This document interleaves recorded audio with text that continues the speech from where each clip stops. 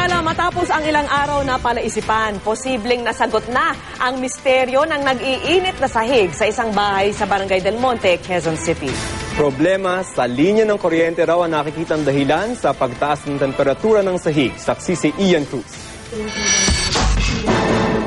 Kasunod ng Philippine Nuclear Research Institute, mga tauhan ng Quezon City Engineers Office naman ang sumuri sa nag-iinit na sahig sa bahay ng pamilya Filio sa Barangay Del Monte, Quezon City. Obserbasyon nila, bukod sa sahig, nag-iinit din ang main circuit breaker habang nakaon ang mga circuit breaker patungong sala kung saan naroon ang umiinit na sahig. Nang patayin daw ang linya, nawala raw ang init sa main circuit breaker at unti-unti ring lumig ang sahig. Check nila kung baka sa wiring din kasi may possibility sa old wiring daw.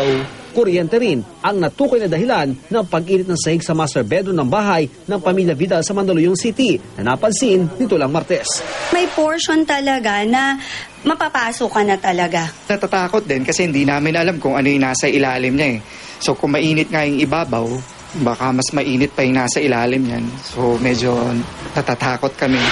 Ayon sa Mandaluyong City Engineers Office, posibleng natanggal daw ang talop ng bahagi ng linya ng kuryente sa ilalim ng sahig at naapekto ng tubig ng lababo na nasa kabila ng pader ng kwarto. Halimbawa, nagkaroon ng sipig, siguro nagkaroon ng problema yung linya ng tubig, baka pumasok sa linya ng kuryente.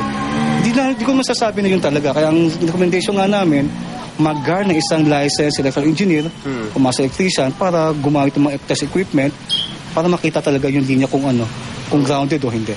Sa isang kaparehong kaso na ginamitan ng ground-penetrating radar ng UP National Institute of Geological Sciences noong 2008, problema sa linya ng kuryente ang natukoy na ugat ng nag-iinit na sahig. Yung nakita namin dati ay merong malakas na signal ng kuryente at ito ay nagmumula sa isang kable ng electricity. Sa mga may kaparehong kaso, mainam na patayin ng kuryente sa area, magsuot ng protection sa paa dahil baka grounded ang sahig at kumonsulta agad sa lisensyadong electrician. Sundin din ang Building Code at Philippine Electrical Code sa pagpapagawa ng bahay. Ako si Ian Cruz, ang inyong saksi.